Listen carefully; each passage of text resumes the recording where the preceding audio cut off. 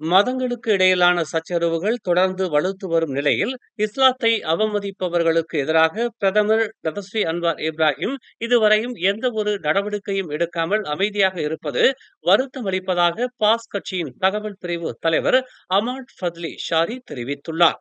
இஸ்லாமியர்களை இழிவுபடுத்தும் தரப்பினர்களுக்கு எதிராக அன்வார் வாயை திறக்காமல் அமைதி காப்பதால் ஒரு இஸ்லாமிய நாட்டில் இஸ்லாத்தை அவமதிக்கும்படியான செயல்பாடுகள் அதிகரித்து விட்டதாகவும் அன்வார் வாயை திறக்க வேண்டும் என்றும் அமாட் ஃபத்லி ஷாரி வலியுறுத்தினார்.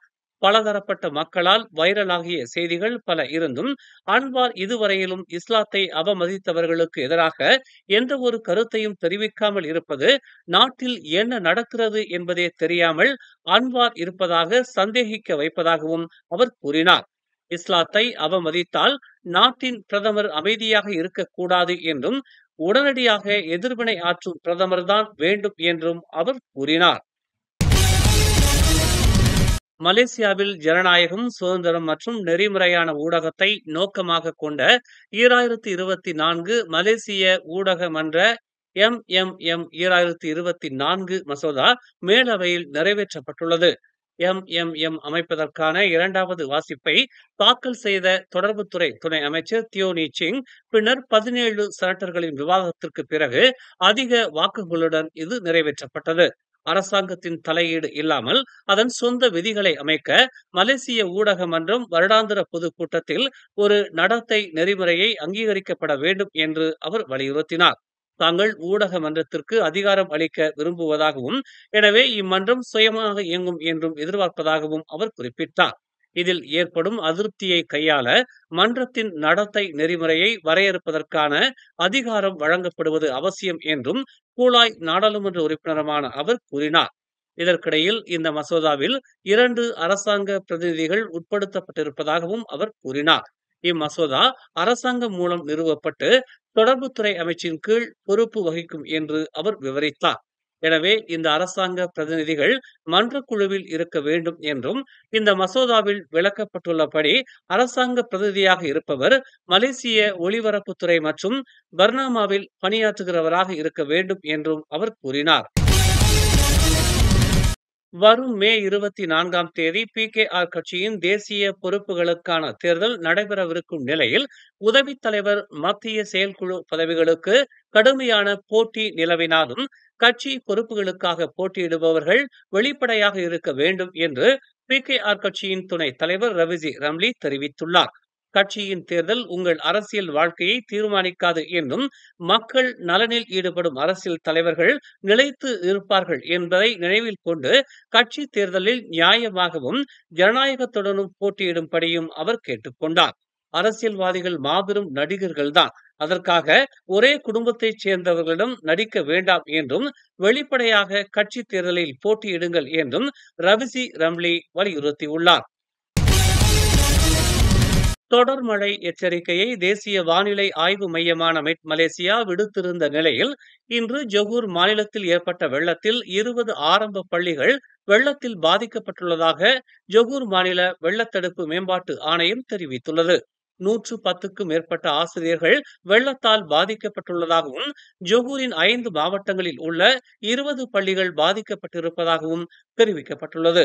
இதுவரையில் 471 குடும்பங்களைச் சேர்ந்த 1691 பேர் வெள்ளத்தால் பாதிக்கப்பட்டுள்ளதாகவும், ஜொகூர் பாருவில் 674 பேரும், கோத்தாத்திங்கியில் 431 பேரும், பொந்தியானில் 297 பேரும், கூலாயில் 289 பேரும் பாதிக்கப்பட்டுள்ளதாக அதிகாரப்பூர்வமாக தெரிவிக்கப்பட்டுள்ளது.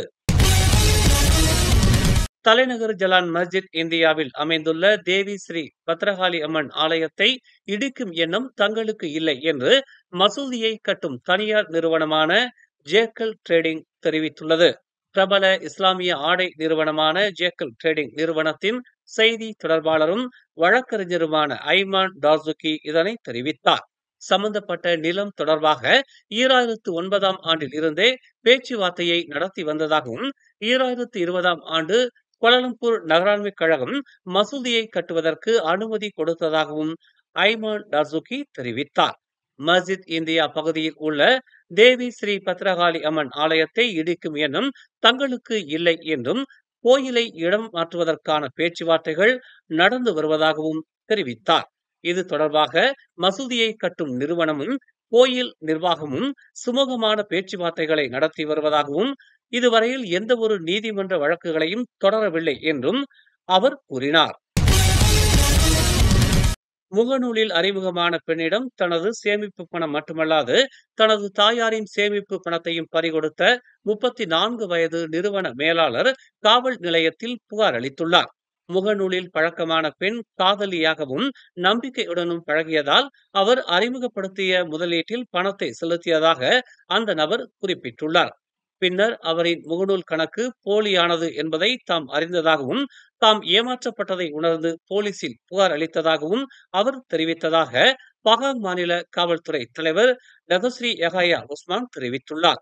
முதல் நாள் 5000 வெள்ளி முதலீடு செய்ததும் மறுநாளே 5700 வெள்ளி லாபம் பெற்றதால் நம்பிக்கையுடன் பிப்ரவரி 12ஆம் தேதி முதல் மார்ச் 16ஆம் தேதி வரையில் 5 வெவ்வேறு வங்கிக் கணக்குகளுக்கு 7,66,788 வெள்ளி மொத்தமான பணத்தை பரிவர்த்தனை செய்ததாகவும், அதன் பின்னர் சம்பந்தப்பட்ட முகநூல் கணக்கிலிருந்து எந்த ஒரு பதிலும் வரவில்லை என்றும், முதலீடு செய்த வலைத்தளமும் செயல்பாட்டில் இல்லை என்றும் அந்த ஆடவர் புகாரில் தெரிவித்துள்ளார்.